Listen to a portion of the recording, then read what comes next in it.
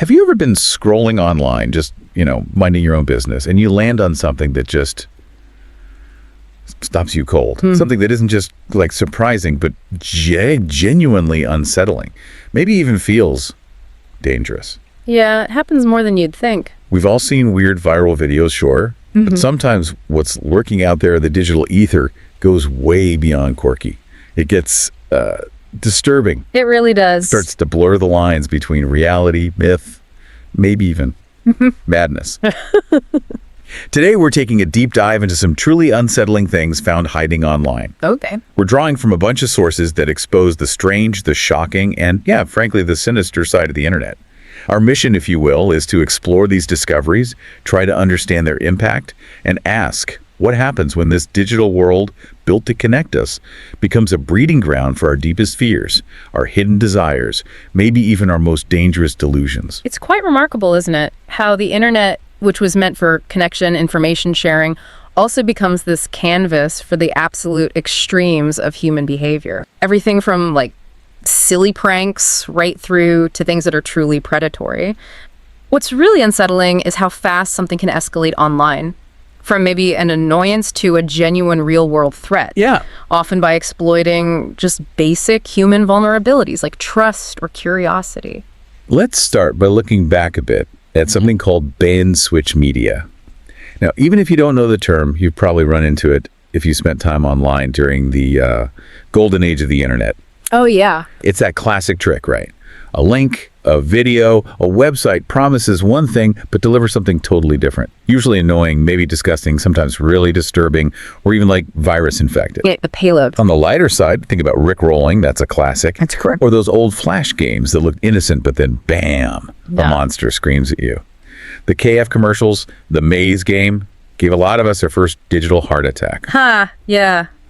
Those early examples, though, they were more than just simple pranks looking back. How so? Well, they subtly conditioned early internet users. Yeah. Started to expect the unexpected, right? It blurred the line between what was harmless fun and what was genuinely uncomfortable. It sort of laid the groundwork, maybe desensitized people a bit, paving the way for, more extreme content down the line. And that desensitization. Yeah, that proved to be a slippery slope, because then you got the sites that really ramped up the shock factor, like the infamous holy trinity of internet shock sites, Goatsy, Tub Girl, Lemon Party, if you know, you know. We don't go into detail. But maybe at the very, very top of that particular totem pole of depravity was a website called womensalliance.xyz. Okay. This site popped up in October 2020. Created by someone known only as a notorious internet sadist Obach, Meta did. And the truly chilling part, it was disguised. It looked like a feminist blogging community. Wow.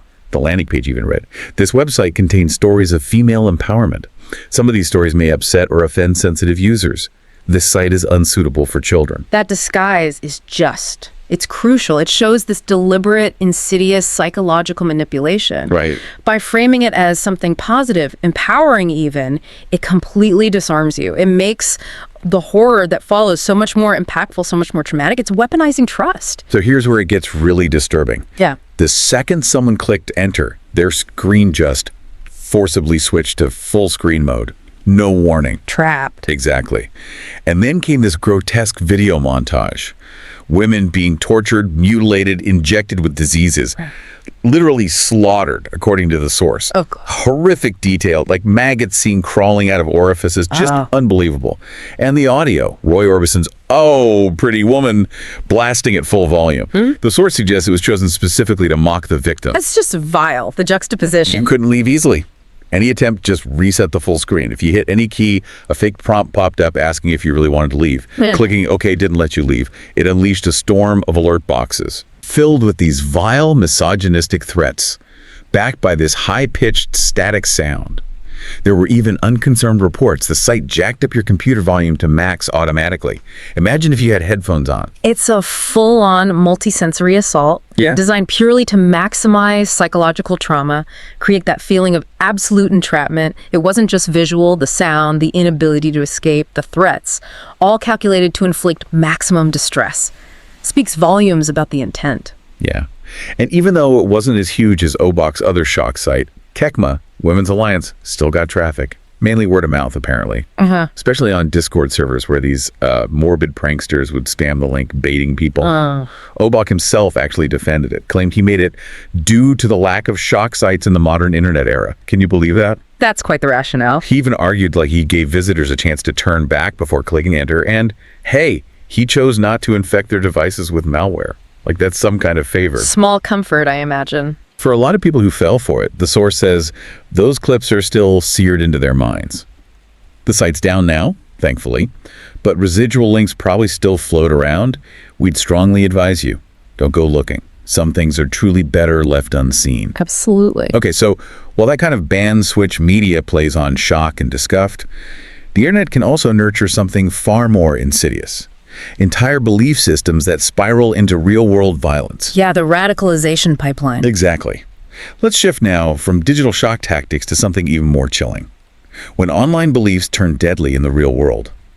This brings us to a man named Rashad Jamal White and his quote-unquote University of Cosmic Intelligence. Okay, I've heard of this. Rashad was an Atlanta-based rapper.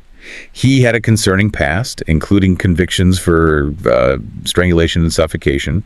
He'd even been charged in connection with a murder previously, though he wasn't convicted on that one. Then, around late 2020, he claimed he turned over a new leaf, started calling his new path Divine Insight.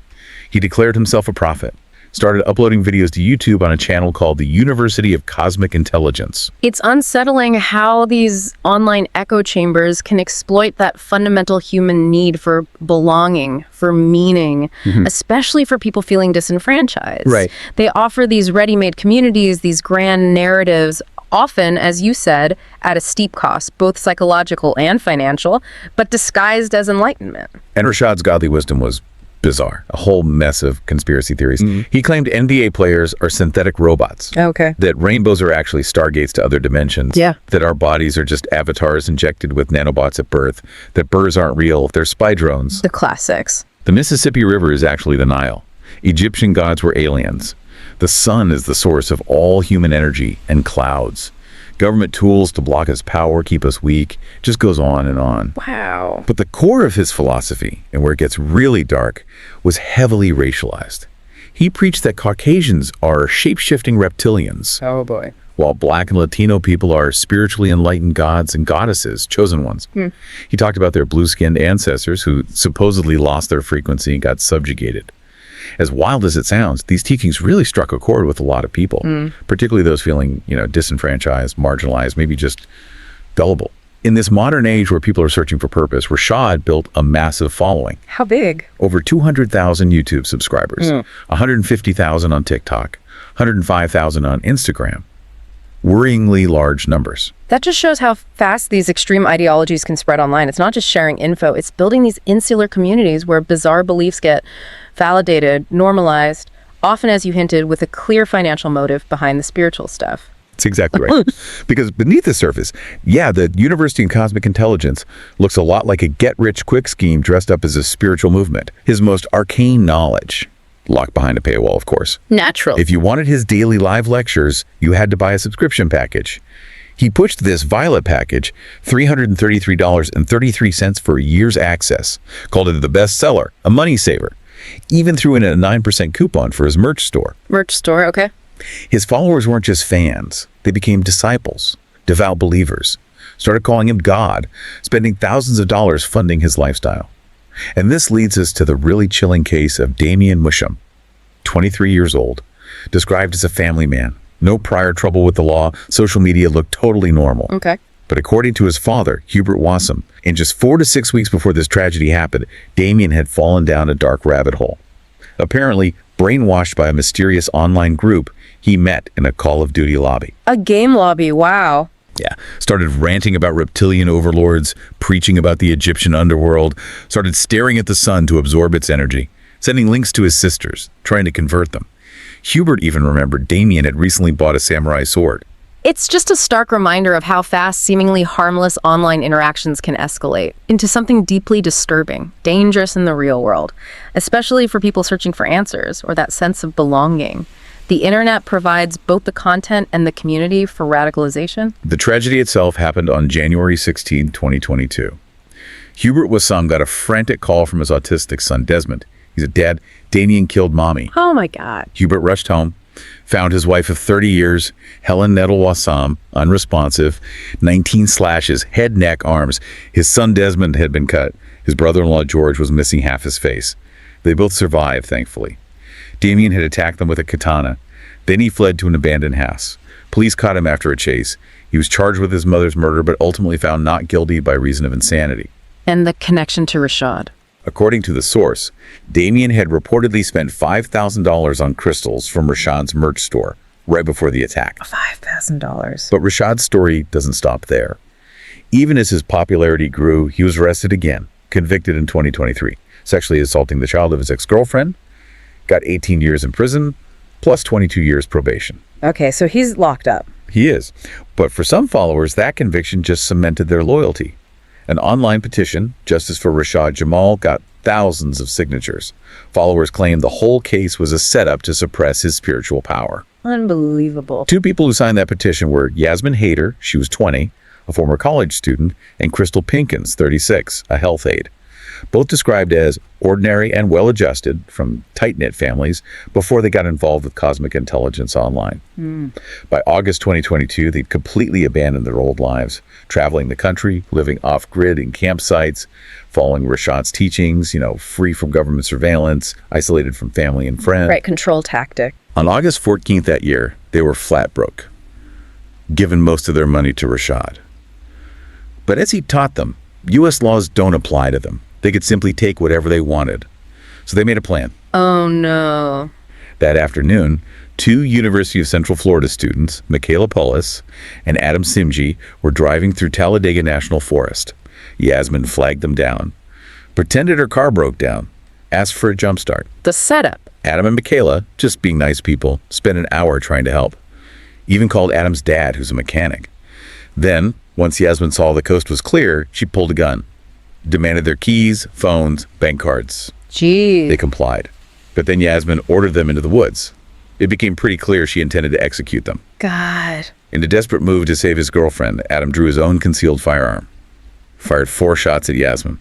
Hit her 3 times in the chest, once in the leg. Wow. Yasmin fired back. Hit Adam once in the back. Michaela, who was a nursing student, tried desperately to save him. Yasmin started calling for Crystal, who had apparently been watching from the trees. And Crystal abandoned Yasmin, fled deeper into the woods. Adam lived for about 20 minutes. Paramedics took 30 minutes to arrive. He didn't make it. Heartbreaking. Yasmin survived. She gave up Crystal pretty quickly. Police found Crystal hiding at a nearby base camp. Get this. Crystal's 5-year-old child emerged from one of the tents holding a loaded shotgun. A 5-year-old? Oh my God. Thankfully, authorities disarmed the child safely. They found other cosmic intelligence members' tents nearby too. Yasmin took a plea deal, 35 years. Testified against Crystal. Crystal was seen as the mastermind, got a life sentence. And Rashad. Despite these 2 incredibly violent incidents directly linked to his group, Rashad himself wasn't implicated. Faced no further charges for these events. And chillingly, the University of Cosmic Intelligence is still active. Old clips, new jailhouse recordings posted by disciples, still has this zealous growing fan base. That's probably the biggest danger of these online cults. Their power to rapidly attract and radicalize vulnerable people, just amplified by the internet's reach, by algorithms. They twist that search for community, for purpose, into something truly deadly. Yeah. The source even mentioned this deeply unsettling detail. At least 6 members of Cosmic Intelligence disappeared from St. Louis in August 2023. Just vanished. Haven't been seen since. Chilling. Okay, shifting focus again. From the horror of real-world cult violence to a different kind of disturbing online content. Voyeurism. Right. So, a user on the Internet Mysteries subreddit found this suspicious TikTok account. The owner had uploaded hundreds of videos over about a year and a half. Really bizarre stuff. Like what? Recurring themes. Buddhist iconography, random photos of anonymous women, these ball-joint dolls posed in strange positions, all set to this weird, surreal, avant-garde music the account owner apparently made. Okay, eccentric maybe? Maybe. But the most concerning part was these cuff-like videos, where the person filmed unsuspecting women through their windows, either with their backs turned, or worse, while they were asleep. Okay, that crosses a line. Definitely. Reddit users immediately made comparisons to Mr. Sleepy People. Do you remember that? Former YouTuber who got famous, or infamous, for licking the eyeballs of unconscious people he filmed. Vaguely, yeah. disturbing. There seems to be this creepy appeal for some people, filming unconscious individuals without consent and then sharing it online. Theories about the TikTok account range from it being an elaborate ARG, an ultimate reality game. Right, where fiction blends with reality. Or, more disturbingly, maybe the video diary of a wannabe serial killer. Especially since some videos had ominous messages like need to kill. Voyeurism itself isn't new, obviously, but the internet gives it this massive platform, lowers the barrier to entry, provides anonymity, or even worse, communities that validate these actions. Yeah. Well, regarding this specific Finnish TikTok account, one theory that I thought was interesting and maybe less sinister suggested the creator was perhaps mentally unwell, and the women might have been friends or relatives filmed without realizing the context. And then, incredibly, a Reddit user, a username Horseballs in 1998, gotta love Reddit usernames, pinpointed the exact building. No way. How? Not sure how, but they did. Yeah. An apartment complex specifically for seniors, 63 and up, on the outskirts of Torrey, Finland. For seniors, okay, that changes things. Right. So speculation shifted. Maybe the creator had Alzheimer's or some other disability affecting their judgment or behavior. It highlights that fine line, doesn't it? When we analyze the stuff online, is it true crime in the making, or is it a manifestation of a serious mental health issue? We have to be careful not to jump to the most sensational conclusion. Absolutely. But then another user posted about a similar YouTube account that honestly feels far more sinister. An Indonesian YouTuber named Ahmad Yunus Alfian. The post title was just weird YouTube channel filming sleeping women through door, her face is covered. And there's this specific POV video, clearly secretly filming a sleeping couple in the middle of the night, possibly through a keyhole. That's incredibly invasive. And the video title, Dang Cabal, which apparently translates to pervert in English. So he knows it's wrong. Seems like it. What's even more unsettling is he posted other videos seemingly of the same household, filmed on different nights. It looks like repeated targeting. That moves way beyond simple voyeurism into a direct, repeated violation of privacy and safety. Inside their own home, it feels predatory, patterned, a total lack of concern for the victims. Exactly. And here, the connection to Mr. Sleepy People feels more apt. Ahmad's account seems centered on somnophilia, that attraction to the unconscious. Right. The drive isn't totally clear, but experts suggest it often stems from a feeling of, control or power over someone vulnerable. Makes sense psychologically. The Reddit community mobilized again, trying to track Ahmad down. User Iosi narrowed it down. Believed Ahmad lives in Medan, North Sumatra, and works as a locksmith. A locksmith. Oh, that's not good. Right. They even found a phone number linked to a Martin, maybe his boss, and a workplace address. People tried reporting it to authorities, but, expectations were low about Indonesian police taking action. Yeah, jurisdiction issues, priorities. And alarmingly, Ahmad himself seemed totally unafraid. He even left his own phone number in several video titles. Wow. Brazen. It's like the internet has created this space where non-consensual voyeurs can connect, find validation. In the past, some of these urges might have kept them hidden. Now, online forums normalize it almost, to the point where some, like Ahmad, don't even bother hiding. Yeah, the internet really does facilitate the normalization and networking of some very dark inclinations. Anonymously, or sometimes, frighteningly, not even anonymously. After reading about this, Yeah. I'll definitely be keeping my curtains tightly closed at night from now on. Can't blame you. Okay, shifting gears a bit now to a different kind of internet mystery. One that sparked a huge online debate about a video game. Ah, okay. In recent years, this old arcade racer from 1998 called Thrill Drive got a lot of attention online. People on forums described it as a weird cross between a racing sim and Silent Hill. Had this off ambience, hard to describe. Thrill Drive. I think I've heard the name. Konami, right? That's the one. Developed by Konami, published in 98, but it never made it to consoles, wasn't really known outside Japan, and according to the Konami wiki, it was believed all the arcade cabinets had disappeared. The game was thought to be lost media. Oh, yeah. People love hunting for lost media online. Obscure films, forgotten music, video games. These online communities are amazing at digging that stuff up. Gives these things a second life. Well, Thrill Drive, as the name suggests, you're racing on public roads, through cities, dodging civilians, oncoming traffic. Less damage equals more reward. Seemed like a standard arcade racer at first, but it had these unsettling, realistic horror elements sort of baked in. The wiki mentioned two settings, mild and hard. Cabinets defaulted to hard. So if you crashed, What happened? you get this jarring scream, a flash of the driver's face just milliseconds before impact, loud ambulance sirens. And your player character would either slump dead in the seat or get thrown through the windshield. Yikes. Pretty graphic for 98 arcade. Yeah. Then you'd get a slow motion replay of the carnage with text flashing up like collision, serious accident, or even fatal accident. It's actually a pretty clever way to subvert expectations. Without needing tons of gore, it creates this really disturbing experience by focusing on the realistic consequences, that chilling atmosphere. Less game, more grim simulation. It messes with your emotions. Totally. And apparently got worse with each crash. The race would reset, but the whole atmosphere subtly changed. It would devolve from fun to morose to downright haunting. How so? Colors got less vibrant, clouds looked more oppressive. The music shifted from typical racing tunes to something ripped straight from a horror movie. Someone described it like a road safety PSA, but just incredibly creepy. Wow. So because the game was basically unavailable and all these descriptions sounded more like a creepypasta than a real game, people who never played it started questioning it. Was it unfiction? Fake lore presented as real, or some obscure ARG. Right, that 90s PS1 and 64 aesthetic is popular for ARGs, easy to replicate, has that kind of uncanny vibe already. Exactly.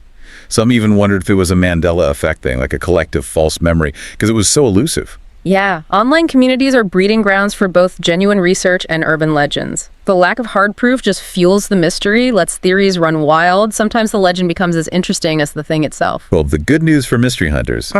Those concerns were finally put to rest just a couple of months before this recording. A user named Ill Hedgehog posted on the Our Creepy Gaming subreddit. They found one. It exists. No way. Where? Get this. In a deserted kids club at an off-season golf resort in Australia. Haha, amazing. Where specifically? The Fairmount Resort in the Blue Mountains. Ill Hedgehog described playing it, confirmed the lethal accident descriptions, said it was not Grand Theft Auto, but much more stressful despite its lack of blood. Did they mention the vibe? Yep. Confirmed the Silent Hill vibe. Said the weather got grimmer, darker after crashes, eventually turned into a gray mess with occasional lightning flashes. He even said the naturally misty, cloudy weather of the Blue Mountains added to the whole experience. That's perfect. Said the racing and handling still held up too. Apparently spent 20 Aussie dollars on credits. Wanted to keep playing. So there you had it, Thrill Drive. Real.